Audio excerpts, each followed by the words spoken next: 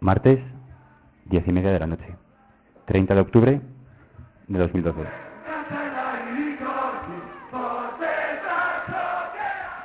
Hoy, en Iskra Radio, Movimiento Estudiantil. Entrevistamos a Isabel Salud, secretaria general del Partido Comunista de Euskadi.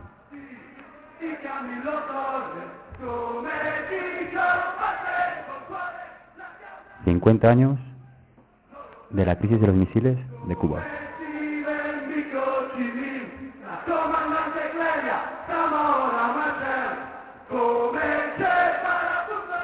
Recordamos los 102 años del nacimiento de Miguel Hernández, poeta comunista.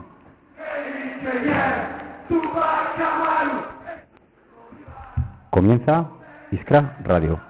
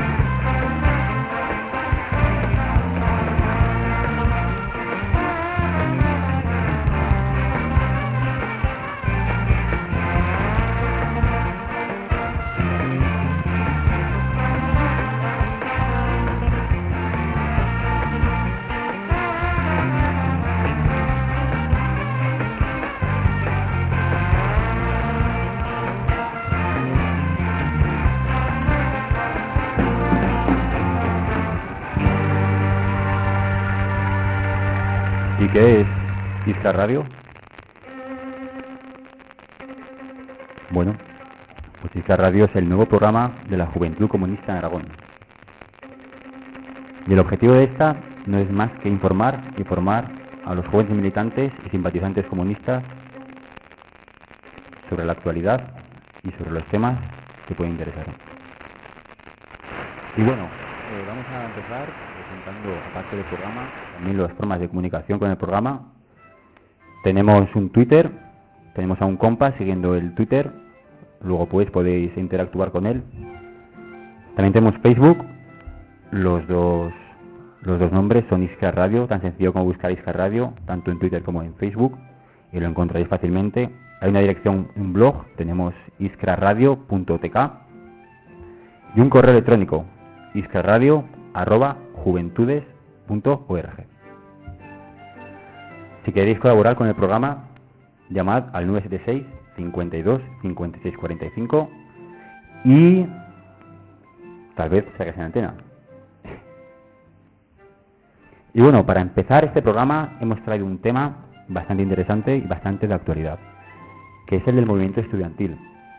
Estamos viendo que cada vez más, de la misma forma que tenemos en la calle movimientos obreros, movimientos de lucha, ese ambiente de lucha se refleja también en el estudiantado.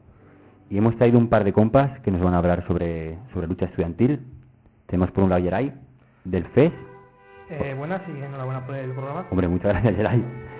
Y también tenemos por otro lado a Julio, de CEPA. Hola, buenas noches.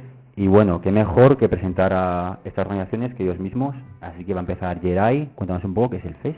Bueno, el Frente Estudiantil y Libertario es una organización estudiantil que nace este otoño. Somos una organización bastante joven, tras un proceso de maduración que dura durante este verano. Planteamos dos frentes de lucha: el movimiento estudiantil por un lado y por otro lado la juventud precaria, la juventud que está cada vez más atacada por la debacle que es el sistema capitalista. Y lo hacemos perdón, planteando una alternativa libertaria de organización y de actuación. Muy bien. Y por otro lado, una versión diferente, pero bastante cercana, tenemos a Julio de CEPA, que también nos va a contar un poco qué es CEPA y dónde actúa. CEPA es un sindicato estudiantil, tanto en el ámbito universitario como en enseñanzas medias. Tiene ya 5 años de existencia y nuestra lucha es por una educación pública, laica, gratuita y de calidad. Para ello buscamos luchar tanto en la institución, pero principalmente preferimos hacerlo porque es donde hay que hacerlo, tanto en la calle como en el movimiento estudiantil, las asambleas que se forman, etcétera. Bueno, y para empezar esta pequeña mesa redonda, en la que estamos 2 personas, 3 conmigo, vamos a lanzar una cuestión en la que los compas nos van a valorar el movimiento social estudiantil actual y como referencia temporal la movilización que hubo el anterior 24 de octubre, en la cual hubo una pequeña jornada de lucha que aquí nos van a poder explicar mucho mejor. Bueno, el movimiento estudiantil en Zaragoza tiene la suerte de que pues, el movimiento asambleario va bastante desarrollado desde hace un año y este año se ha visto cómo esas asambleas han logrado recomponerse. Y en cuanto al movimiento, en cuanto a la movilización del 24 de octubre, pues se vio que ese movimiento sigue en lucha y se vio qué organizaciones están llevando a cabo ese movimiento y cuáles pues siguen institucionalizadas, cobrando sus subvenciones y viviendo de las rentas, básicamente. Desde CEPA tenemos una visión bastante parecida, la verdad. El movimiento estudiantil hemos visto como desde el curso pasado ha crecido de una forma más o menos exponencial. Llegó el verano y como todo movimiento estudiantil hubo un parón y ahora estamos viendo cómo se está volviendo a resurgir. Vuelven a resurgir las asambleas y vuelven a resurgir las protestas en la calle como fue la del 24 de octubre. Si bien no fue tan numerosa como al final del curso pasado, sí que es cierto que esto es una tendencia creciente y que yo creo que veremos los resultados bastante pronto. Y esperemos que esos resultados sean cercanos. Y todo resultado busca un objetivo. Así que vamos a ver qué objetivos a corto plazo y qué futuro cercano tiene este movimiento estudiantil. Bien, en una etapa de ataques contra la juventud y contra los estudiantes en particular, entendiendo los estudiantes como la clase trabajadora en formación, planteamos como objetivo a corto plazo la creación de un movimiento estudiantil fuerte que en España no existe y con unos objetivos claros y un discurso claro que en España todavía no se ha formado. Este movimiento tiene que hacer frente a estos ataques, es el principal fin que tiene, y a la vez organizar al estudiantado en un movimiento amplio y bien organizado. Bien.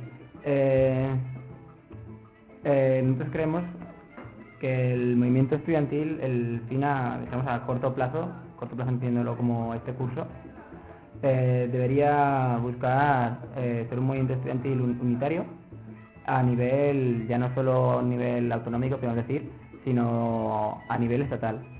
Y por ello es necesario coordinarse las protestas con otras capitales de provincia y allá donde surjan, porque contra más gente proteste y esté unida, más fuerza va a tener.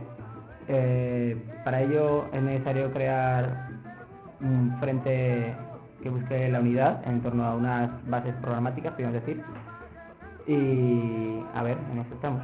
Y en cuanto al medio plazo, yo creo que el movimiento estudiantil lo que ha de buscar es transversalizar las luchas. Con esto queremos decir que a partir del movimiento estudiantil, que utilizar el movimiento estudiantil como la punta de lanza para que todas las luchas en las cuales la juventud pueda verse reflejada y se unan en un solo propósito. Por ejemplo, el ejemplo en Latinoamérica o principalmente en Chile, donde de las protestas estudiantiles ha habido más protestas obreras, etcétera. Y hablando de esta unión, un tema que me salta que salta a la vista.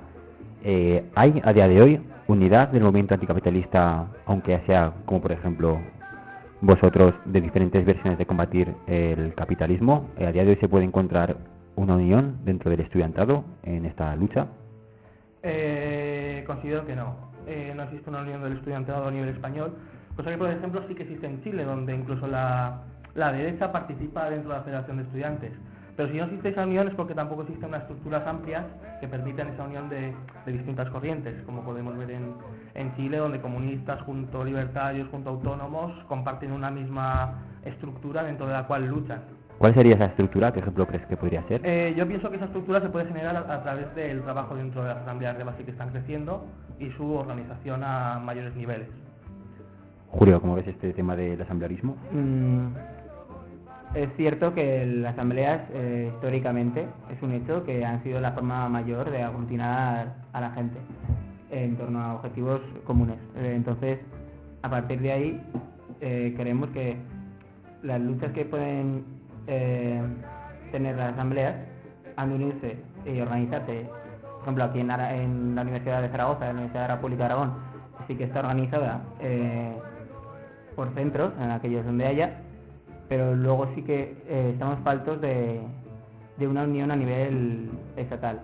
Sí que, por ejemplo, CEPA, el sindicato estudiantil de CEPA, por ejemplo, está una coordinadora de sindicatos progresistas de ese movimiento, entonces más o menos nos podemos coordinar, pero no es una coordinación real de todo el mundo, es la coordinación de nuestras ideas. ¿Y cómo valoráis esta idea que se ha lanzado para el próximo 7 de noviembre de lucha juvenil, de lucha del estudiantado? ¿Qué creéis que se puede hacer este 7 de noviembre para empezar a coordinar y organizar esta lucha? Imagino que te refieres al encierro que se proyecta. Sí, algo he oído, pero no quería decirlo. Pero vamos, ahora bueno, lo interesante sería hacer una jornada de lucha que permitiera la reestructuración de ese movimiento estudiantil que en Zaragoza, tras un largo verano, que recordemos que en esta ciudad se prolonga hasta después de Pilares prácticamente, permita volver a formar esas estructuras que permitan dar una respuesta, cosa que el año pasado tardó bastante en generarse. Entendiendo estas estructuras como el proceso asambleario, los colectivos universitarios, etcétera. Vale, porque el proceso asambleario decías que en verano es menos activo. Bueno, son los ritmos del movimiento estudiantil. En verano cae y luego tarda bastante en volverse a levantar. Por eso es importante realizar estas jornadas de lucha. Luego piensas que estas jornadas de lucha pueden reactivar con fuerza el movimiento asambleario. Sí, por supuesto. Vale, ¿qué opinión te merece? Bien, en cuanto al encierro, sí que es cierto que Marea Verde ha convocado encierros en los centros de estudio en ciencias medias, los cuales apoyamos, y al posible encierro en la universidad ha de hacerse con un fin muy claro, que no se eternice y acabe siendo un fin en sí mismo. Es decir, la gracia del encierro sería, yo lo veo en 3 puntos, ¿vale? Principalmente, el primer punto, visibilización.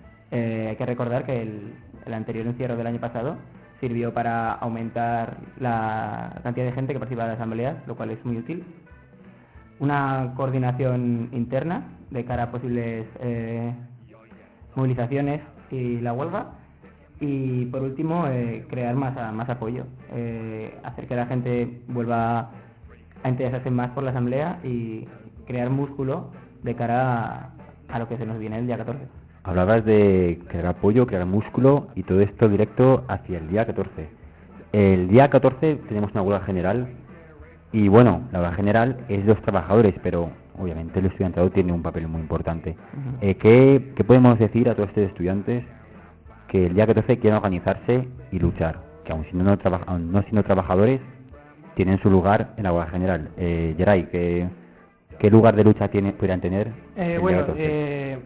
Yo es que de hecho ni siquiera realizaría una distinción entre el mundo laboral y el estudiantil, dado que el estudiante es un obrero en formación. Quiero decir, a no ser que uno tenga un padre empresario, acaba siendo trabajador o parado. Por tanto, creo que la huelga también debe ser motivo de una movilización estudiantil a nivel masivo y una confluencia entre los estudiantes y los trabajadores. Completamente de acuerdo en lo que decías de que el estudiante es un obrero en formación. Me has dejado las cosas bastante claras.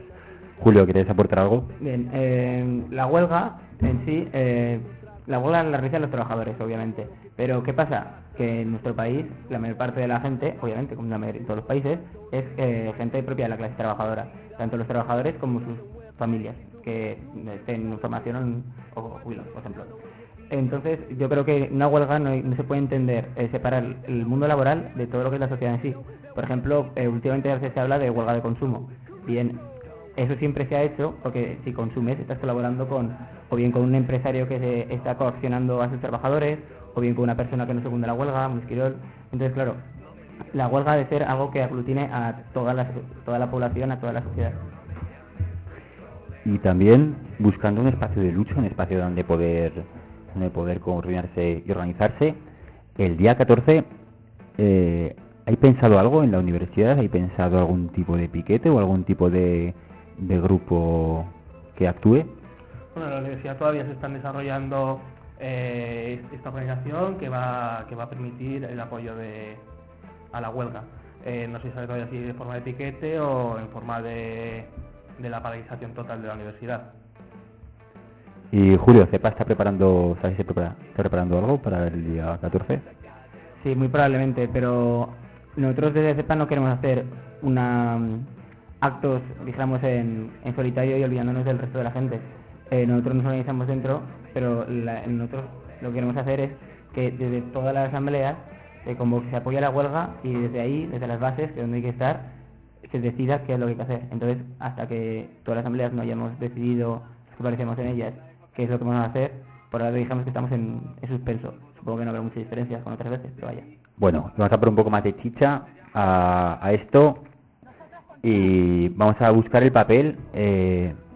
Actualmente tenemos al PP en el gobierno, bueno, tenemos a la derecha en el gobierno una vez más, como en los últimos 100 años. Y bueno, y todos sabemos que cada partido tiene su marca en el estudiantado. Y bueno, obviamente gente estudiantado que no está organizada en ese sentido. Pero hemos visto que hay ciertos sectores socialistas, bueno, mal llamados socialistas, que están entrando un poco ahora a trapo en el movimiento estudiantil y parece que tengo entendido que quieren apropiarse en cierto modo. Bueno, estamos hablando del EDU, no sé por qué estamos aquí, esto está lleno de rojos. Que bueno, ¿qué hacemos con el EDU, Yeray? Y expresate con libertad, que me pasa que puedes dar tu mucha más chica y dando crítica a los compas que haga falta. Bien, en cuanto a EDU, el PSOE y sus filiales están sufriendo una bancarrota a nivel estatal debido a que ya no es un partido necesario. Quiero decir, el socialliberalismo ya ha acabado y la réplica socialliberal que podían hacer este tipo de partidos ya no tiene ningún sentido, dado que el oficialismo actual es neoliberal y el PSOE con un discurso neoliberal no tiene nada que hacer. Por tanto, para reconstruirse y reconstruir sus estructuras tiene que tirar de parasitar los movimientos sociales, que es lo que está haciendo a través de su filial, que en Zaragoza es EDU y en otros lugares pues tiene otras siglas. Y en cuanto a qué hace respecto a EDU, pues barrera, básicamente. No se puede permitir que un movimiento que vive de hacer campamentos y fiestas se dedique ahora a intentar meterse a las asambleas para forzarlas a sus convocatorias. No, es que no se les ha visto en todo este tiempo. Vale, y a ti, Julio, te va a poner un poco más complicado. ¿Qué papel tiene CEPA como sindicato más institucionalizado, no es tanto como los compas del FES? ¿Qué papel tiene CEPA para evitar caer en el, podríamos denominarlo, eduismo?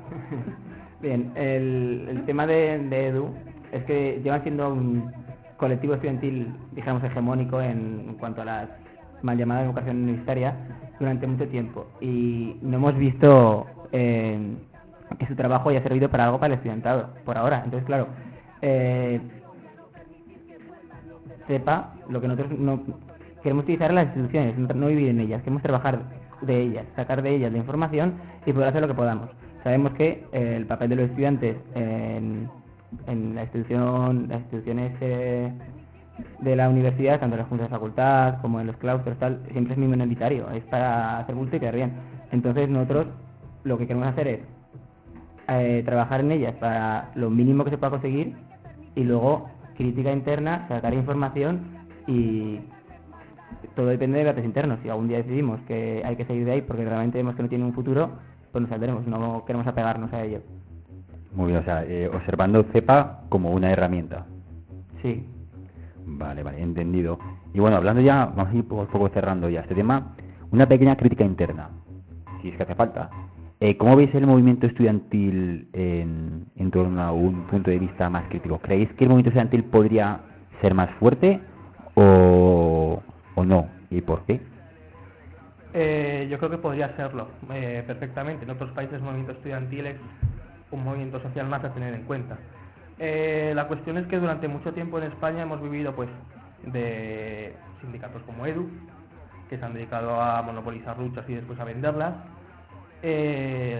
y por tanto no se ha podido desarrollar ese movimiento. Ahora que esa caída de estos sindicatos puede hacer que un movimiento asambleario con colectivos o sin colectivos dentro se desarrolle, puede que el movimiento estudiantil pueda llegar lejos en España.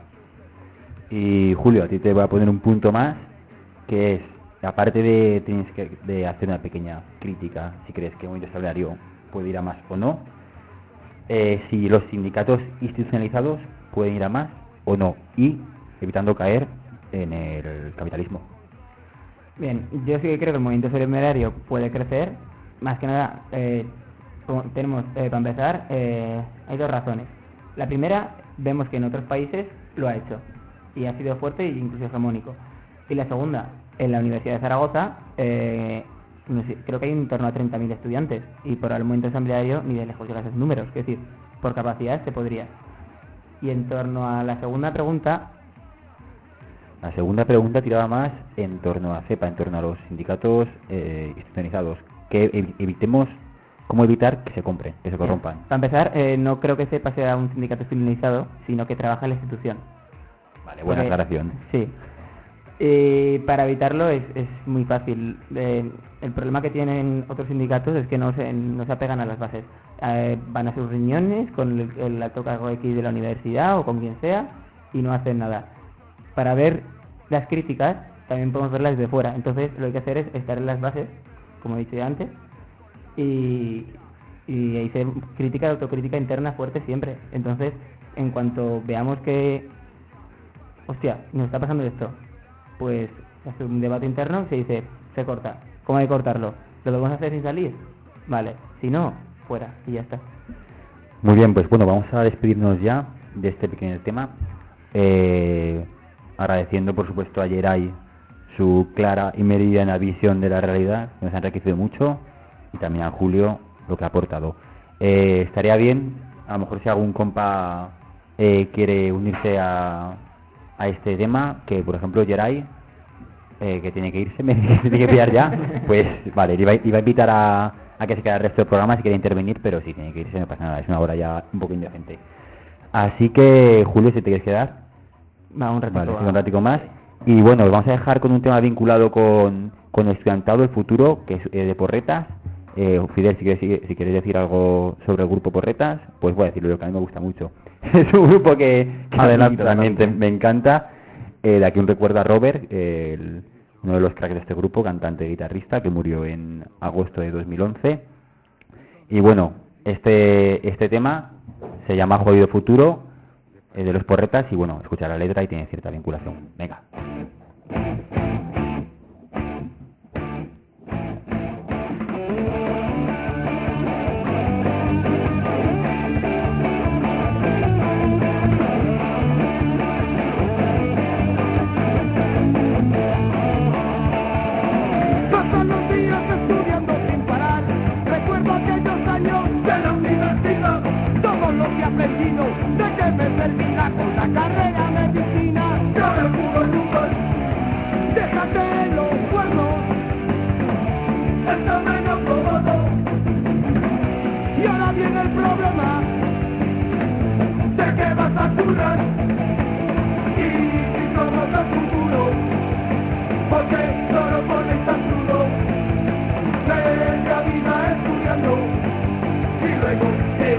por culo.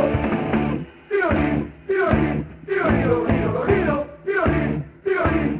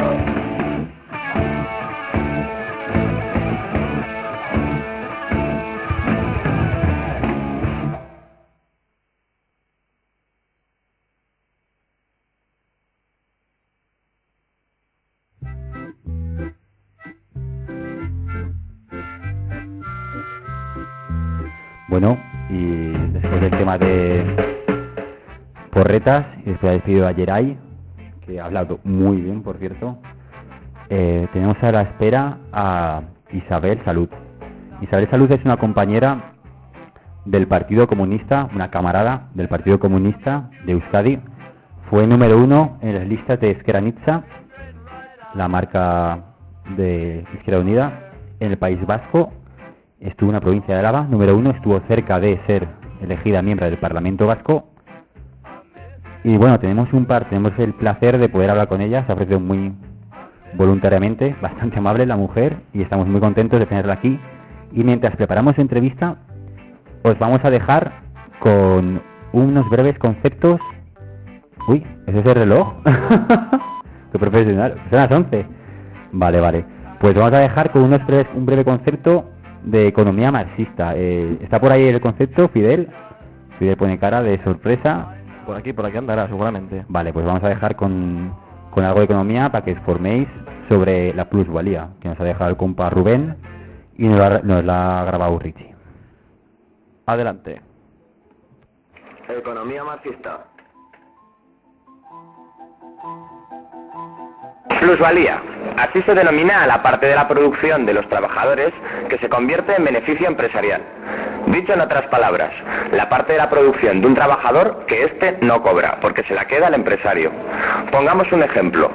Supongamos que nuestro amigo Carlos consigue un empleo en Burger King, por el que cobra a 6 euros la hora. Cada hora produce y vende 25 hamburguesas a 2 euros cada una. Tenemos así que nuestro compa Carlos genera con su trabajo 50 euros a la hora, de los cuales 10 se destinarán a cubrir los costes del pan, la carne, la lechuga, el tomate, el pepinillo y el queso que conforman cada hamburguesa. Pues bien, descontando los costes de la producción, que son los 10 euros que cuestan los alimentos, y su salario de 6 euros por hora, de los 50 que genera a la hora con su trabajo, quedan 34 euros que, fruto del trabajo de Carlos, irán a parar a los bolsillos de su jefe, el señor Kimburger. Esos 34 euros son la plusvalía que el afable Kimburger está apropiándose del trabajo de nuestro amigo Carlos.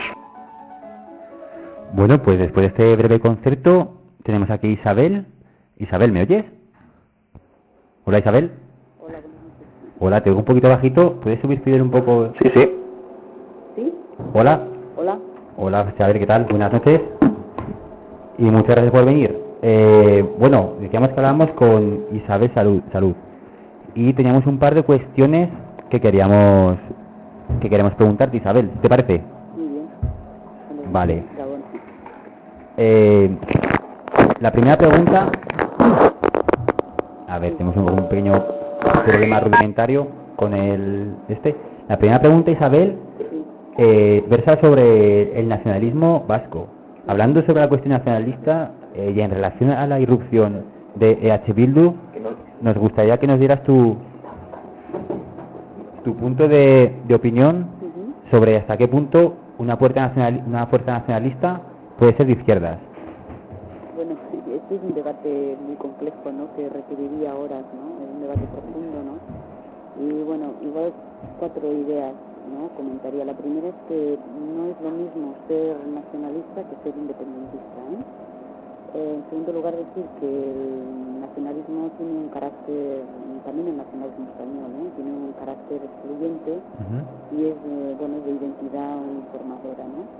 Y luego, pues, pero lo que pasa es que no se puede confundir el PNV, el nacionalismo del PNV con el nacionalismo de Bildu, porque el PNV sí es una fuerza de derecha, pero Bildu no, ¿no? Lo que pasa es que, por otra parte, Bildu se define nacionalista, defiende la independencia y bueno pues rechazan de una forma clara la unidad de la clase trabajadora vasca con la clase trabajadora del resto del Estado, ¿no? Ajá. Oye, muy interesante eso que me has dicho de nacionalista, independentista. Aquí son cosas que cuando no las tocas mucho realmente las dejas de lado, y siempre es positivo que gente como tú nos aclare mucho las ideas y nos aporte esos puntos de vista tan interesantes. Otro aspecto, Isabel, me gustaría preguntarte, ¿cómo valorarías tú los más de 30.000 votos que obtuvo Ezker Anitza, no sé si lo pronuncio bien, Ezker Anitza, en las últimas elecciones, y hilado con esto, ¿en qué medida podríamos contrarrestar la no presencia en las instituciones vascas, como es el Parlamento, de esos 30.000 votos? Bueno, los 30.000 votos de Ezker Anitza, como dices, han sido menos que los que tuvimos en las últimas elecciones generales, ¿no? Y bueno, pues no han sido suficientes, como es obvio, pues para poder tener representación en el Parlamento vasco, ¿no? ¿Cómo vamos a contrarrestar este tema? Pues no tenemos más remedio que intensificar, porque bueno, de hecho ya lo estábamos haciendo, el trabajo en la calle, en las plataformas, en las movilizaciones, ¿no? Y luego también en los medios pues, más locales, más cercanos, y también en los medios alternativos, ¿no? Es un poco el trabajo que de aquí a las próximas elecciones municipales pues haremos, buscando pues, también unidades con otras fuerzas del ámbito de la izquierda, ¿no? O sea que la solución es más calle y a pasar frío y a pasar lluvia y lo que haga falta, ¿no? Para mandar mensajes. En Euskadi hace mucho, llueve mucho y hace frío, sí. Vale. Oye, y una última pregunta, Isabel, nos gustaría preguntarte, así un poco más, con más miga. Si te parece, nos gustaría saber tu opinión sobre la intervención que tuvo Gaspar Llamazares apoyando a Ezker Batua. Para los compañeros que tal vez no recuerden lo que pasó, Gaspar Llamazares apoyó a Ezker Batua, Ezker Batua, que era la formación de Madrazo, que no estaba unida a la coalición de Ezker Anitza, en la que estaba la camarada Isabel. Bueno, pues una opinión muy negativa, por supuesto, porque, hombre, ha sido una deslealtad hacia Izquierda Unida, ¿no? Además de Ezker Anitza, ¿no? Pero sobre todo hacia Izquierda Unida, y ha sido pues un cumplimiento de las normas internas de convivencia que hemos aprobado entre todos, entre Izquierda Unida, y él también lo ha aprobado, ¿no? Entonces, bueno, llegado a esta situación y después del daño que nos ha hecho, porque ha habido mucha confusión en Euskadi con este tema, pues yo espero que la Dirección Federal actúe como corresponde a estos casos, ¿no? Pues muy bien, bueno, Isabel, muchas gracias por tus puntos de vista. Es una pena que tengamos esta entrevista tan breve, porque sería muy enriquecedor que pudieras estar aquí con nosotros hablando pues con una buena calidad de sonido y pudiendo enseñarnos bastante. Así que nos comprometemos a contar contigo en cuanto tengamos la suficiente competencia como para hacer una entrevista más en calidad. Te agradecemos, por supuesto, no solo la voluntad que has puesto para participar desde el primer momento, sino la simpatía y la amabilidad y la cercanía que una persona como tú nos ha propuesto, y la claridad tan meridiana y tan directa con la que nos has explicado diferencias tan claras como nacionalista, independentista, o la sinceridad con la que nos has hablado acerca del tema de Gaspar Llamazares, que podría incluso llegar a ser un poco peleagudo. Así que, Isabel, pues sin más, nosotros nos despedimos y te dejamos. Si quieres decirnos algo más, esta es tu radio. No, pues no, daros las gracias a vosotros, y cuando queráis, pues aquí estoy. Es que ricasco, ¿eh? Vale, a ti. Muchas gracias, Isabel. Un abrazo. Bueno, y agradeciendo mucho a Isabel. Pablo nos va a hablar un poquito. Yo solo pedir disculpas a todos los oyentes de que a Isabel, a la cámara de Isabel, se la haya oído de estas maneras. Ha sido cosa del teléfono. Para el próximo programa, la próxima entrevista telefónica, intentaremos hacerlo mejor, o que venga Isabel aquí a hablar con nosotros, está invitada. Por supuesto que está invitada, siempre va a estar invitada aquí un camarada. Y nada, repasar un poquito esto que nos ha contado Isabel. Sobre el primer punto, nos ha dado 4 ideas básicas, ¿vale? Esas diferencias entre Bildu, EH y Ezker Anitza, como concepto nacionalista, independentista, ¿vale? Y concepto de identidad. Luego el segundo punto, el cual me ha gustado personalmente mucho, yo creo que estamos todos nos vemos reflejados en el día a día, y muchos camaradas de otras regiones que no tienen representación en las instituciones se ven representados en este tema, que es el que aun no teniendo representación parlamentaria o no teniendo representación en su corporación municipal, la calle siempre es el del que la lucha, y los comunistas tenemos mucha lucha en nuestras venas. Y el tercer punto, el de Gaspar Llamazares. Ahí se ha mojado bastante Isabel y no ha tenido ningún tipo de pudor a la hora de hablar, que ha sido una falta de disciplina, una deslealtad, y que bueno, que su opinión personal era negativa. Así que ahora, mientras leo el guión que tengo en la mano... Cuba, ahora Cuba. ¡Cuánta gloria! Pues bueno, pues ahora vamos a entrar con un tema que nos va a introducir en el siguiente tema, que es el de Cuba. No vamos a hablar de Cuba, realmente. Vamos a hacer una pequeña efeméride, algo histórico. ¿Vale? Hemos traído aquí a un compa que sabe bastante de historia y nos va a hablar de un acto que pasó hace 50 años. Pasó 1 de octubre del 62, claro, 50 años, claro. 2012 menos 50, los de letras. En ese sentido estamos más faltos.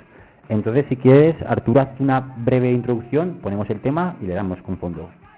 Muy bien, pues simplemente voy a hablar de qué fue la crisis de los misiles, pero desde un punto de vista un poco más objetivo del que estamos acostumbrados a escuchar en televisiones, periódicos, etcétera.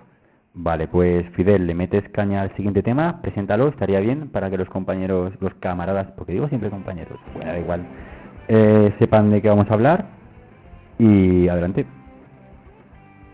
Pues muchas gracias, Julio, y con todos vosotros y vosotras, pues fe de ratas, Miami Way of Life. Desde la tierra maestra empezó a salir el sol, es la hora de limpiar Cuba de miseria, una bala, una ilusión, los únicos destinos alteran la conciencia, ser al fin libres o si no la fosa común. Lo de nacionalizar a más de uno echó para atrás. No pretendo que mi tierra sea también de los demás. Mire usted es lo que hay y a doblar la espalda. Desde hoy todos igual por un futuro mejor, sin olvidar el pasado. Queda un camino de esperanza por recorrer. Si alguno decidió huir con su fortuna se fue, pero si marchas te aseguro no vas a volver.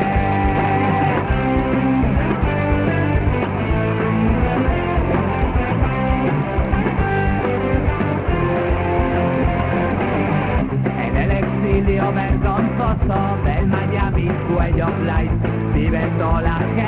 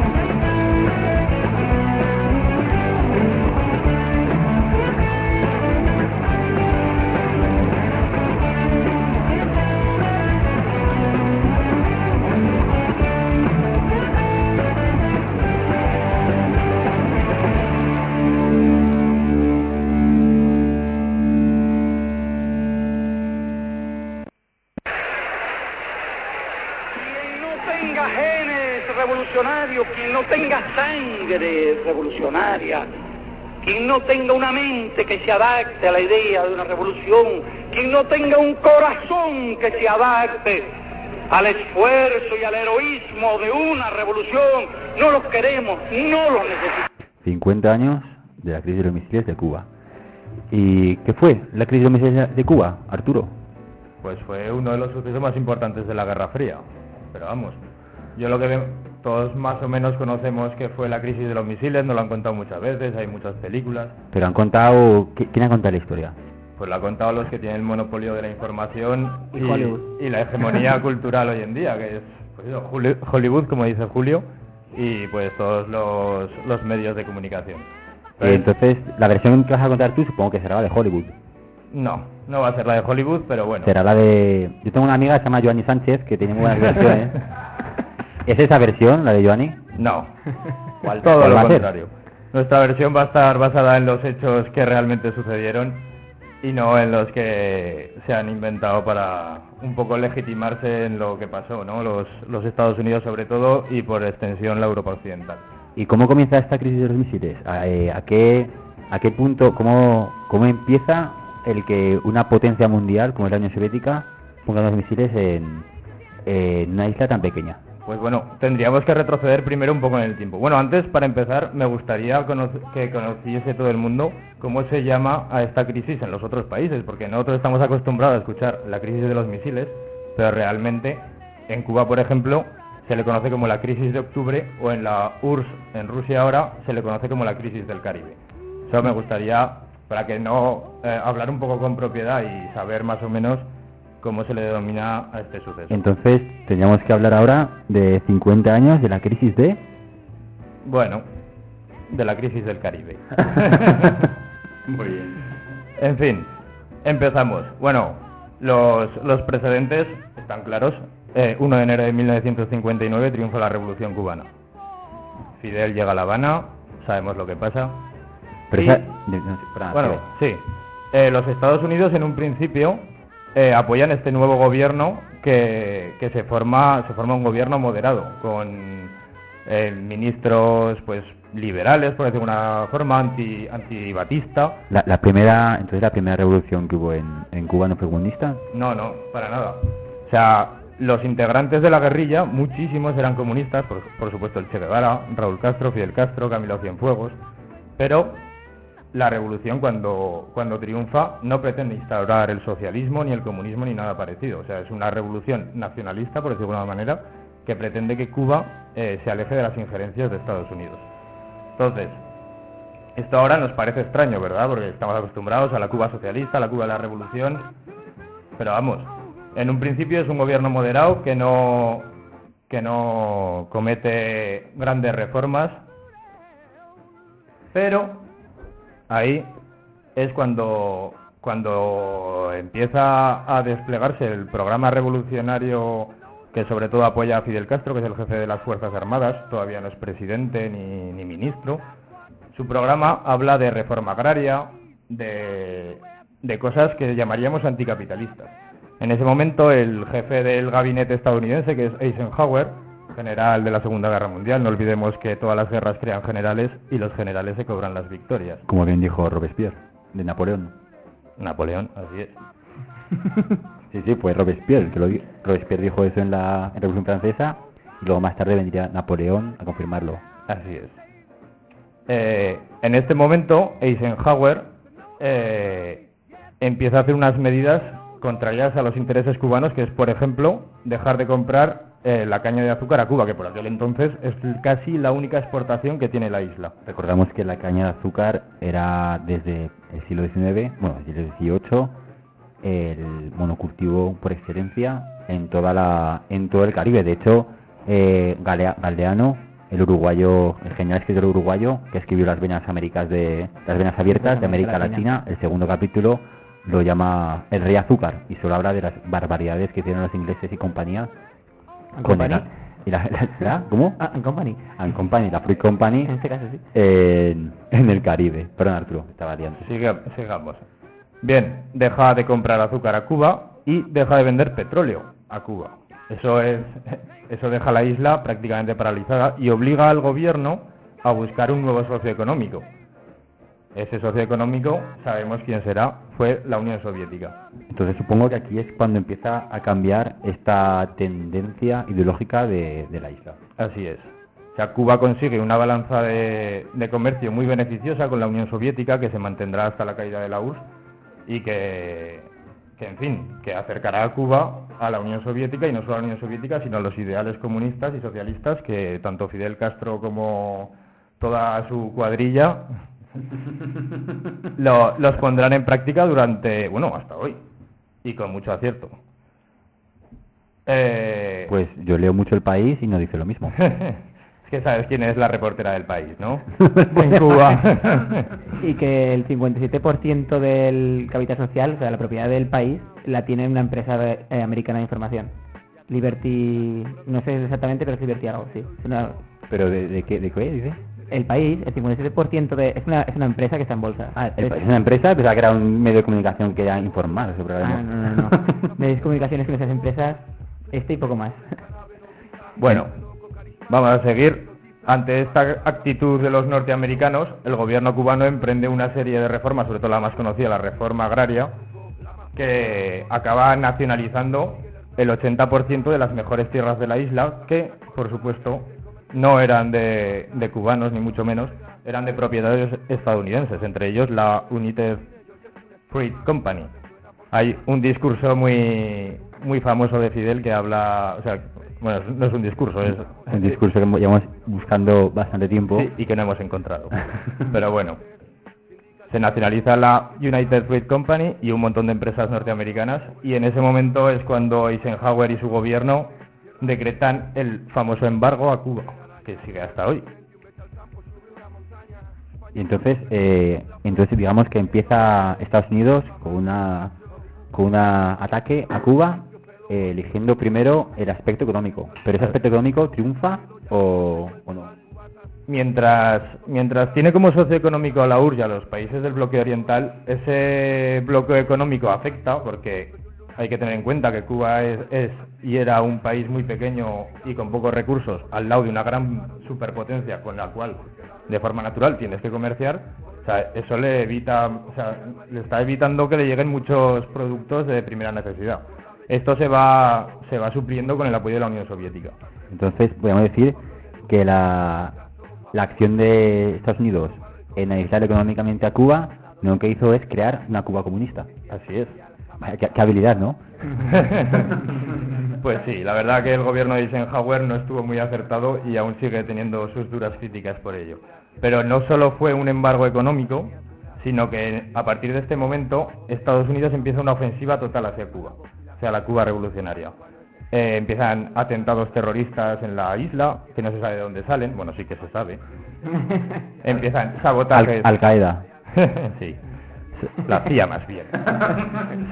Sabotajes industriales y económicos. Empiezan los vuelos ilegales por encima de la isla, aviones espía. O sea, es un acoso constante a la revolución cubana. Bueno, y por no hablar de los intentos de asesinato que tiene el líder revolucionario Fidel Castro. O sea, que Estados Unidos pasa de una opción de algo económico a una opción de sabotaje interno. Así es, pero esta opción no dura solo estos primeros años de la crisis, sino que dura... Hoy eso ya se ha reducido bastante y prácticamente no existe, han pasado otra estrategia, pero durante más de 30 años estos atentados, posadacarriles, no sé si eso sonará, estos sabotajes, incluso llegaron a meter virus y plagas en la isla. O sea, virus erradicados hace 50 años aparecieron en la isla y luego se demostró que había sido la CIA quien había introducido esas plagas. Y al ver que esta opción de sabotaje interior no triunfa, ¿qué opción toca el sistema americano? La opción militar. Los miles de exiliados cubanos pertenecientes a la burguesía cubana y a los adalteres de Batista se organizan en Guatemala, me parece que es, o en las costas de México, instruidos por la CIA para invadir Cuba. O sea, es la famosa operación de Bahía de Cochinos en la playa Girón. ¿Bahía de Cochinos o Bahía de Gusanos? Podríamos llamarlo... Bueno, no lo llamaría Bahía de Gusanos porque finalmente quien se quedó esa bahía fue la Revolución Cubana. O sea, una derrota estrepitosa. Entonces podríamos alinear en que hubo primero, para quitar a Cuba de en medio por parte del gobierno americano, una opción económica, no triunfa, una opción de estabilización interior del gobierno, no triunfa, y luego una opción militar, tampoco triunfa. Así es. Al no triunfar esas tres, ¿cuál es la opción que retoma el gobierno? Pues una opción militar más contundente. Es decir, entra en operación, una operación, valga la redundancia, que es muy poco conocida, es la llamada Operación Mangosta. No sé si os sonará, pero a partir de esta operación sería el ejército estadounidense el que entraría en la isla a quitar al gobierno revolucionario y a poner pues otro Batista, otro, bueno, como lo quieras llamar. Pero hay otro Felipe González. Por decirlo de alguna manera, sí. Hay un problema, los servicios de inteligencia soviéticos, la KGB, consigue detectar mensajes en los que habla de esta operación Mangosta. De inmediato Nikita Khrushchev, el primer soviético, se pone en contacto con Fidel Castro y le avisa de lo que está pasando, que hay una invasión inminente por parte del ejército norteamericano, un ejército norteamericano que para ese momento de Cuba es invencible, prácticamente.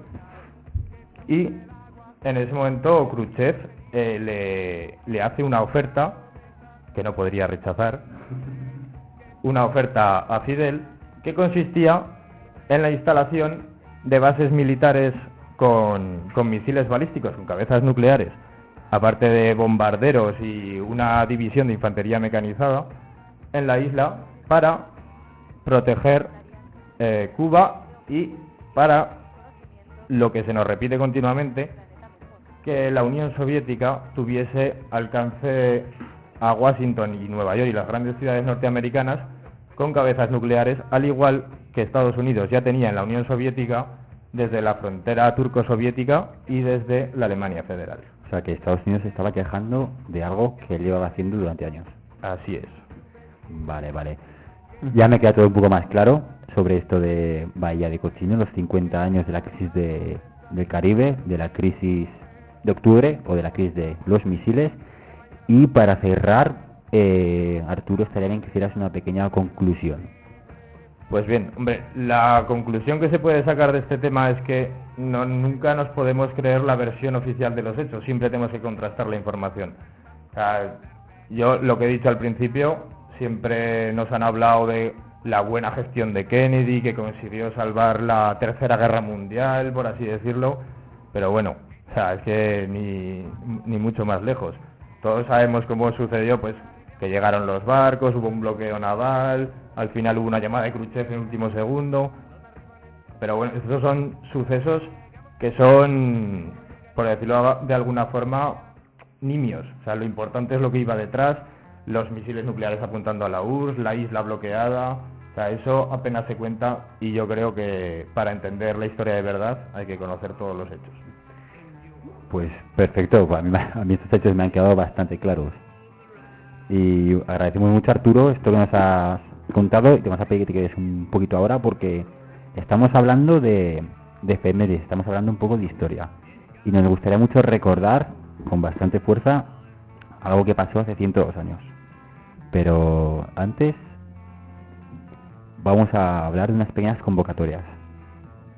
Nos gustaría también de aquí lanzar un mensaje de unidad de acción, como decía antes muy bien los compas de CEPA y del FES. Y vamos a hacer un breve repaso a las convocatorias que hay esta semana que viene. Y empezamos con la del 31 de octubre, que es mañana. ¿Mañana es 31 de octubre? Uy, pues bueno, pues mañana ya. Mañana CGT convoca una jornada de lucha. El lema, o lo que tengo aquí entrecomillado, es defender los servicios públicos y sociales contra los recortes y por la huelga general.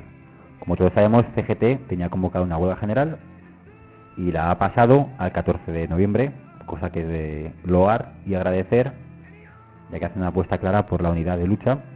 Muy importante. Muy importante, ¿cierto? Y mañana a las 11 de la mañana hay una concentración en la Plaza Paraíso, frente a Bercaja. Así que todo el que pueda y quiera, que entendemos que todo el que está escuchando este programa quiere, que se acerque por ahí a apoyar a los compas, ya que ellos han hecho ese esfuerzo por unidad, cambiando su huelga general. Nosotros tenemos que apoyarles también en esto, que estamos todos en lo mismo. Es un poco lo que nos separa. Ya a las 7:30, desde la Plaza San Miguel, hay una manifestación. Y bueno, y el 4 de noviembre tenemos una charla de Siriza. ¿Conocéis la charla en la que...? Sí, así es. Es en el Centro de Historias, no me acuerdo de la hora. Es a las 11:30, aquí lo tengo Sí, por la apuntado. mañana. Por Giorgos Mitrailas. Sí, el Centro de Historias está en la calle Asalto, a la altura del albergue municipal. Así es, está en el antiguo convento de San Agustín. que se ponen las tropas francesas. Así es.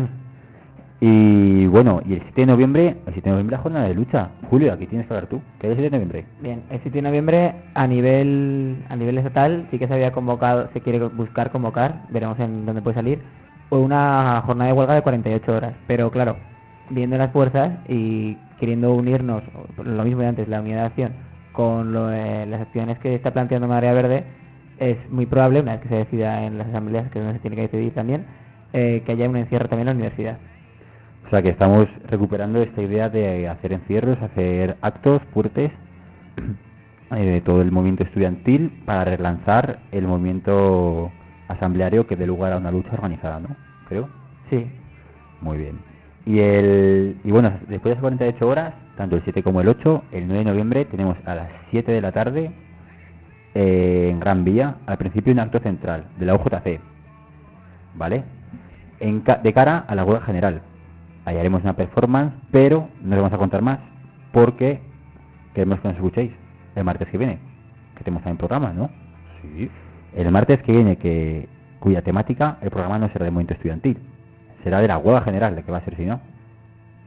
El próximo martes, tenemos un programa bastante caliente, que llevamos con meses queriendo hacerlo, llevamos meses queriendo hacer huelga, llevamos meses queriendo hacer este programa, llevamos meses queriendo luchar de una forma bastante harta. Así que el próximo martes sabéis que tenemos el especial sobre la huelga general, donde daremos bastantes cuentas sobre lo que va a pasar, lo que hay que hacer, y quien quiera organizarse, quien quiera unirse, aquí va a tener un lugar en el que va a estar en su casa. Y para acabar vamos a retomar esta idea que habíamos empezado hace un rato sobre los aniversarios. ¿Qué pasa hace 102 años? Nació un poeta. Nació el poeta comunista, el poeta del pueblo. ¡Puta madre! Sincronizado. Miguel Hernández. Así es, un poeta que bueno, dime tú, ¿qué hizo este poeta, que fue un poeta de estos? Perdona que te interrumpa, Julio, pero bueno, quería aquí aportar mi granito de arena. Miguel Hernández fue el poeta del pueblo, puesto que fue el único, por así decirlo, de la generación del 27 que, bueno, procedía directamente de las capas más bajas de la sociedad. O sea, era proletario. Efectivamente. Me gusta cómo lo dices. Y ya que hablas de Miguel Hernández, vamos a preparar este pequeño homenaje en forma de poema recitado por Paco Ibáñez, si bien recuerdo. Pero antes, ya que nos vamos a despedir con este poema, nos queremos despedir todos nosotros.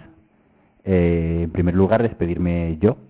No sé, ¿es mala educación decir empezar por mí mismo? Yo creo que sí. Sí, pues entonces, mierda, esto es en directo. Vamos a hacer una lucha colectiva y vamos a despedirnos. Voy a despedir primero a Fidel, que es el que me lleva los mandos.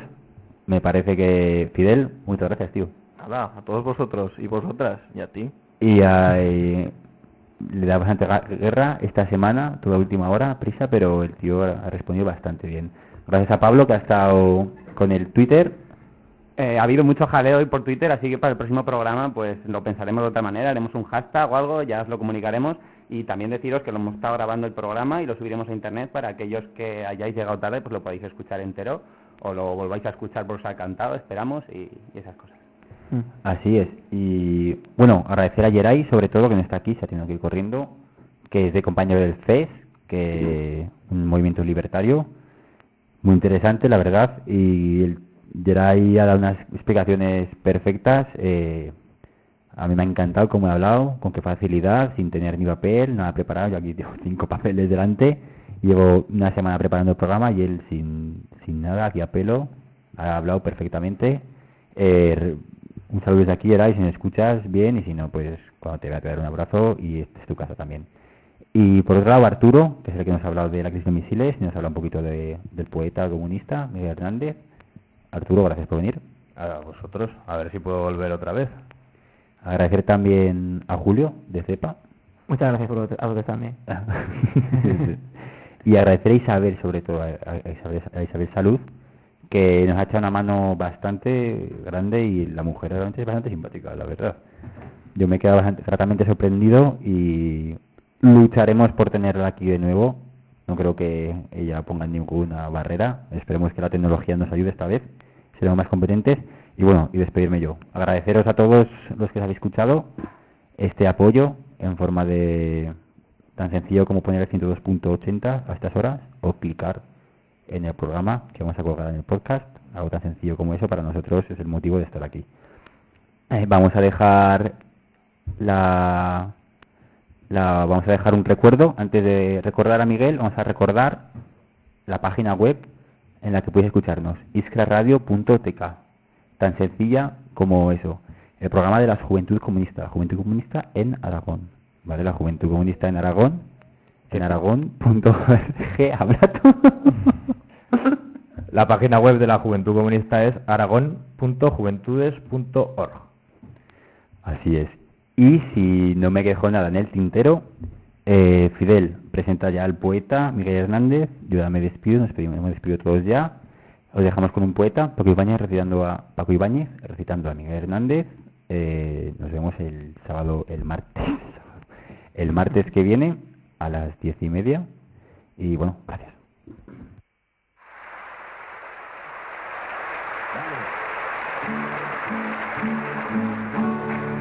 De Miguel Hernández, Andaluces de Jaén.